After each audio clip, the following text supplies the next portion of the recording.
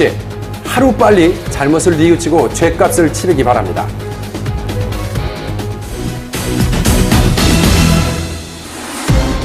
경찰서에서 난데없이 몸싸움이 벌어졌습니다.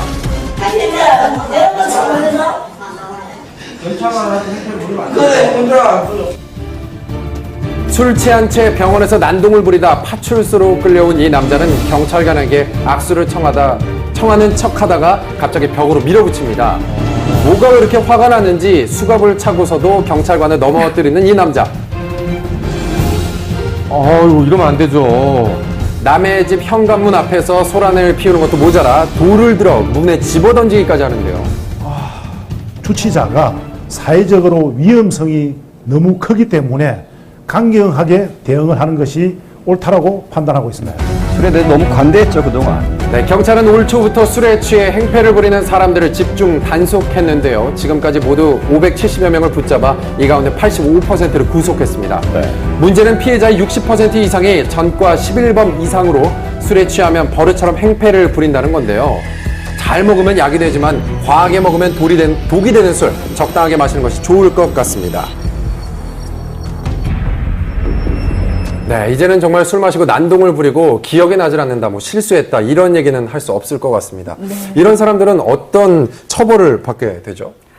네, 사실은 예전에는 사실 술에 취해서 하는 범죄나 행동에 대해서는 우리 법이 조금 관대했었던 네. 것이 사실입니다. 사실 이거는 제정신으로 한 것도 아닌데 뭐라는 그런 사회적인 공감대도 조금 있었던 영향이 있었는데요.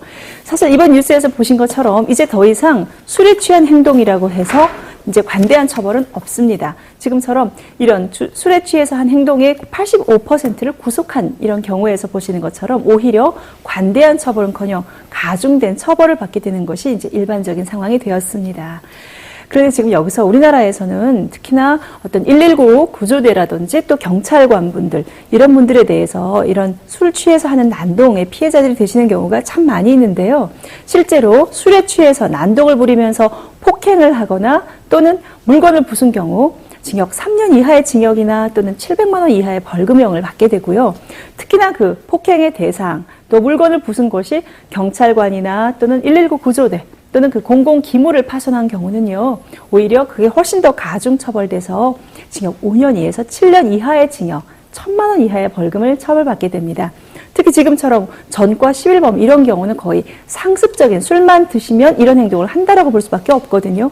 이런 경우는요, 무조건 하한선인 심지어 징역 1년 이상으로 무조건 하한선을 1년이라는 엄한 처벌로 처벌을 해놓는 상황이니까 절대 술 드시고 이런 난동 부리시면 안 됩니다. 네, 친구들과 편안한 술자리를 갖는 건 좋지만 과하면은 큰일이 날 수 있다는 점, 구속될 수 있다는 점 유념하시기 바랍니다. 네.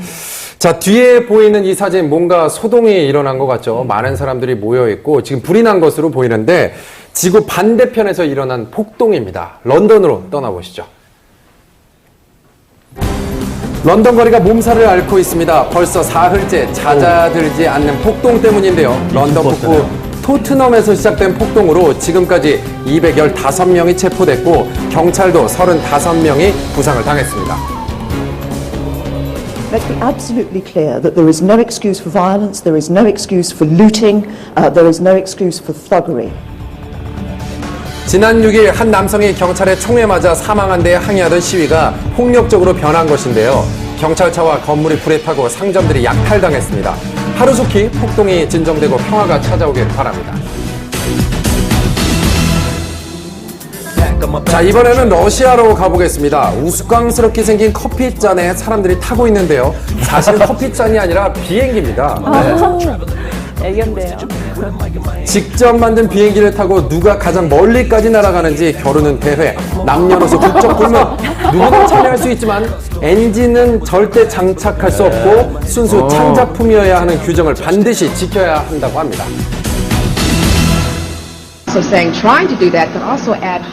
미국의 한 공항 리포터가 생방송으로 중계를 하고 있는데요. 그런데 방송의 주인공은 따로 있었습니다.